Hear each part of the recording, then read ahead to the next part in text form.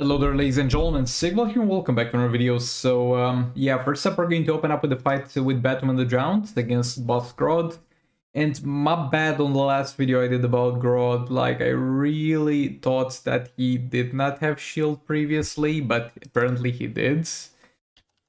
And yet again, the title and the thumbnail of that video were heavily prompted by somebody commenting on a previous video, oh no, they gave Grodd a super shield. And I was like, oh, they gave Grodd a super shield. For sure, Grodd did not have a super shield before, so my bad in that regards. But we're back here. Also, there's absolutely no sound from the game for some reason. Oh, hold up. Yeah, it's the game that's bugged. Sometimes it does that. I'm gonna try fixing it for the next fight, but for the first fight we're sadly not gonna have any game sounds. And I messed up here. I'm going to mess up far more whenever there's no sound, because I'm using that heavily to dictate whenever I do the hits. Like, if I have sound, I can, like, not even have to watch the screen. And I'm a bit used to not necessarily watching the screen non-stop of the fight whenever I know that I'm doing something that can't fail at the moment. I just listen to the sounds to get the tempo going. And, like, check the recorder to see everything's right. Check the face cam to see if I'm looking as hot as usual. Stuff like that. But now without sound, this is actually a lot more difficult. Also, I'm not sure if we kill this man, because the problem is he's a tier 1 boss, so he does absolutely no damage. And because of that, we barely steal any attack with the God Killer. Artifacts for this fight are gonna be level 10 God Killer on Batman the Drowned, level 9 God Killer on John Stewart Green Lantern, and we're going to also have a level 4 Prometheum Sword on Arkham Knight Batman for a bit more passive stats. Yeah, I think we're killing this man. It'll most likely take 2 more activations, and we definitely have time for 2. If 2 are not enough, then it's not gonna be a good time. We might get some time out of the a 3rd activation, but only a few seconds at the end. But yeah, I think we're chilling. Yeah, we're good.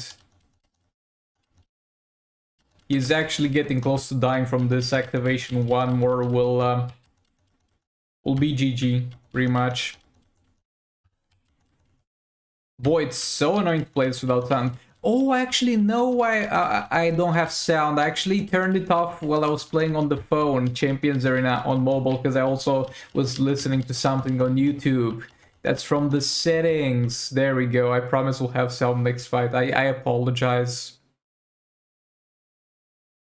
But yeah, easy 2 billion. Okay, so now the sound is working and we're back to League of Anarchy versus this man. And yeah, I'm just using Black Adam for a bit more percentage shell damage, and after that it's gonna be just good old Harley doing her stuff with Crown equipped. Not the best start here, though it shouldn't matter too much. Bro, did you see him combo interrupting my ass? Did you see me landing a hit and wanting to continue a combo, and him being like, nah bro, my turn.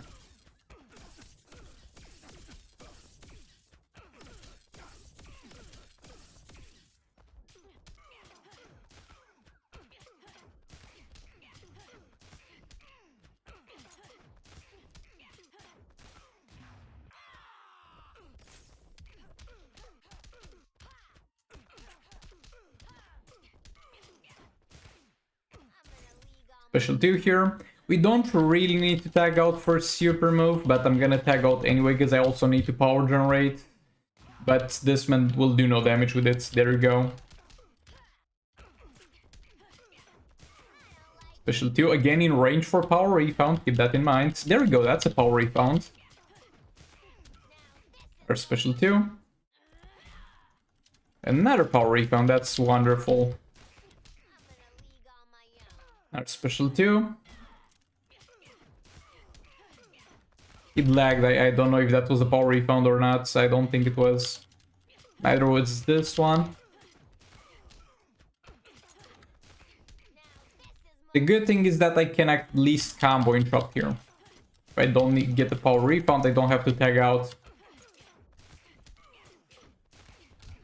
I can just chill and still do a bit of damage. This is not going well though.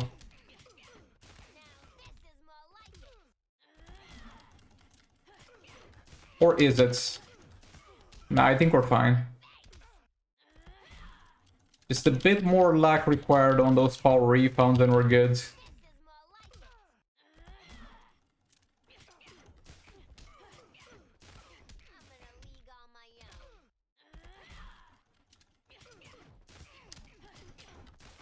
There we go.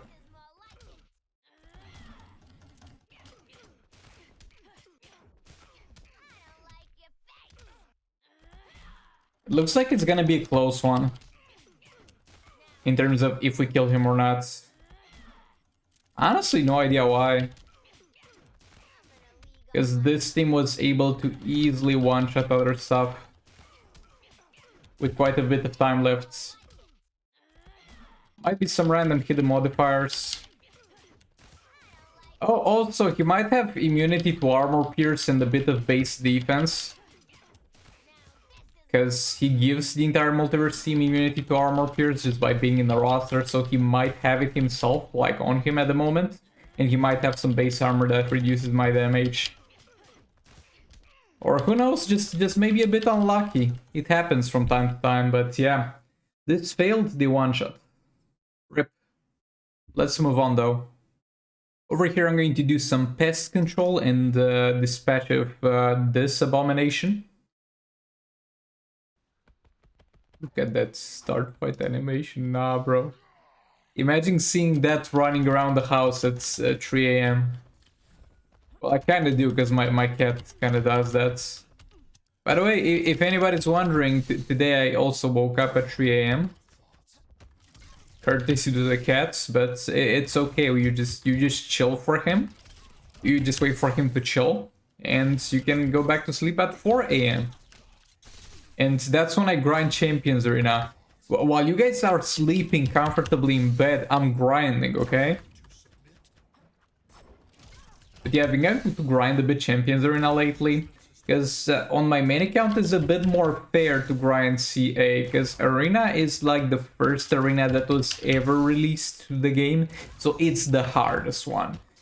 There are seasons where in order to appear in the top 200 you need to have at the very least 80 mil or 50 mil points or something like that, something absurd to that extent, or maybe to be in the top 50. I don't know, one too many special ones there.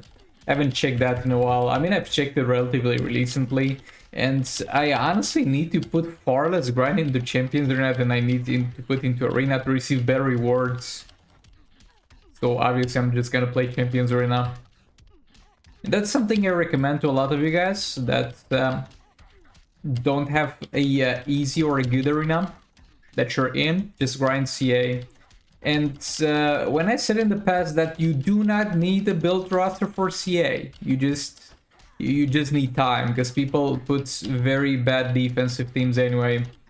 Some people are like, yeah, but in the high tier Champions Arena, it's not like that. Bro, I'm in the third highest division at the moment, and I'm climbing to the second.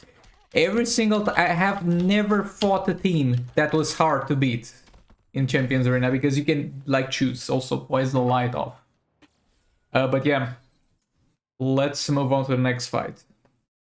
And for the last fight of the video, might as well give my boy Hash a bit of a spotlight. I dropped him from killing Deathstroke and got him all the way to 6 stars. I had him at 3 stars previously, and I gave him a bit of a build. Didn't work too much on talents. The build is like more oriented to be a bit versatile for arena, but crit chance and crit damage is the only thing we need for this beta club setup to work. Also, I'm putting on purpose Zatanna not on a good spot, so her passive will not work at all, because I want this to be Hush with Beta Club. Now, it'll be a bit interesting because his jump attack hits the enemy multiple times, and I don't know if every single value is gonna be peak performance damage, or if some values are gonna be lower. I should open with Zatanna percentage damage stacking first. Up to Raven Darkness. Okay, I'm gonna chill a bit because I have a free special too, and I want her to have 1 power bar, so there's some power to be stolen. Again, a free special too. That's nice. Free special 1. Oh boy, Zatanna's and Power Steals. Zatanna's putting in the work here, ladies and gentlemen. And never mind, she no longer Power Steals. No, she Power Steals now. And the free third special boy, Zatanna really pulled in some work today. Yeah, that's buffs maxed out for Zatanna before 2 minutes. And it's a 4-star Zatanna. Like, some of you might not be familiar with this struggle because you have like a 7-star Zatanna, you just don't care. But on the lower star rating Zatanna, it might take some time to get those buffs going. Might as well power generate a bit. 1, 2, and combo interrupt and Hush with super move. Okay, that dot value is definitely weird. Might have to apply it with swipe. It's the same super move at Red Hood's not gonna let it play out. It's pointless. Yeah, the swipe damage is so much higher. The dot we activate with swipe is so much higher because the jump attack most likely has a ton of values, but all the values, though every single time we jump attack, we apply a lot of them. So we trigger instantly like 3 dot damages, which is nice. Come on, don't let me lose Raven Darkness. There we go. If we do this... Well, that's interesting. Not sure if this is optimal, but that's like interesting. Because every single hit resets the value, and whenever it resets, the game's like, oh, we gotta start doing it again. And on a swipe it's like 40 mil. But on this it's like 60 mil. Those spread around.